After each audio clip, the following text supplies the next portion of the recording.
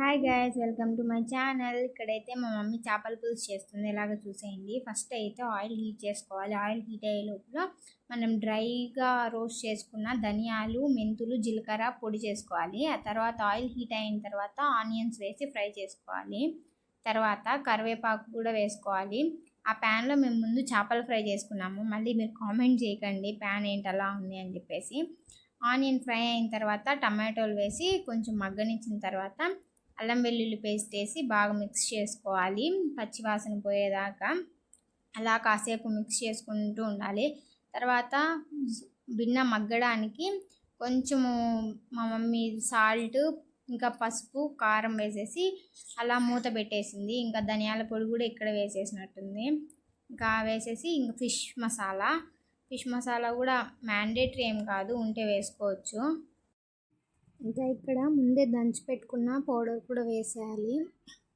తర్వాత ఇంకొంచెం సేపు మిక్స్ చేసుకొని మూత పెట్టేసి కాసేపు ఒక 5 minutes ఆర్ 2 minutes అలా పెట్టేసిన తర్వాత మూత తీసేసి కొంచెం వాటర్ వేసుకొని మిక్స్ చేసుకోండి. అవి టమాటోస్ ఇంకా మంచిగా మెత్తగా అయిపోతాయి. ఇక్కడ చింతపండు గుజ్జు తీసుకుంది మా మమ్మీ. ఇంకా ఇక్కడైతే చేపల పులుసుకి నల్ల చింతపండు అయితేనే బాగుంటుందంట. మా అమ్మ ఇక్కడ రెండు మిక్స్ చేసింది. ఇంకా ఇక్కడ టమాటోస్ని మెత్తగా మెదిపేసుకున్నాను.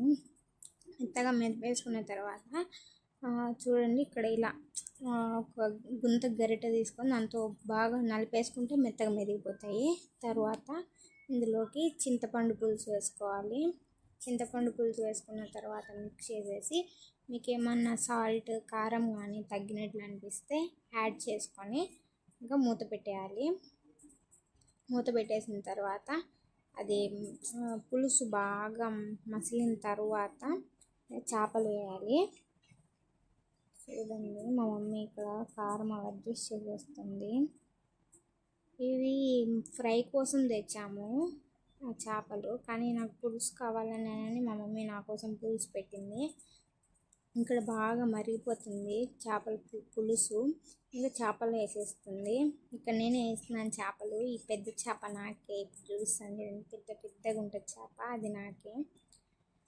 ఇలా చేసేసుకొని మూత పెట్టేసి ఒక 10 minutes ఉడకబెట్టేసుకోవాలి. 10 minutes మంచిగా ఉడకపెట్టుకోవాలి. మధ్యలో మనం గరిటె ఎక్కడ యూస్ చేయకూడదు చేపల పులుసుకి. ఊరికి ఇట్లా కుదుపుకోవాలి.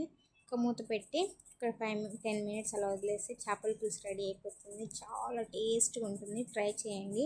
ఎలా వచ్చిందో కామెంట్ చేయండి. ఎవరైనా ఫస్ట్ టైం నా ఛానల్ చూసినట్లయితే నా ఛానల్ని సబ్స్క్రైబ్ చేసుకోవడం అస్సలు మర్చిపోవద్దు. వైట్ రైస్ లేక తింటే సూపర్ ఉంటుంది. ఒకసారి ట్రై చేయండి మీరు కూడా.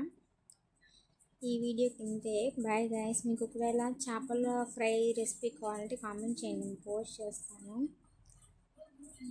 నా ఛానల్ ఎవరైనా ఫస్ట్ టైం చూసినట్లయితే సబ్స్క్రైబ్ చేసుకోండి. Okay, bye.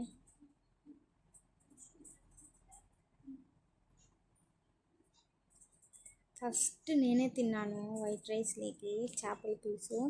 సూపర్ ఉండింది. చేపల పులుసు చేసుకున్న రోజు కంటే తర్వాత రోజు తింటేనే చాలా బాగుంటుంది. మీరేమంటారు?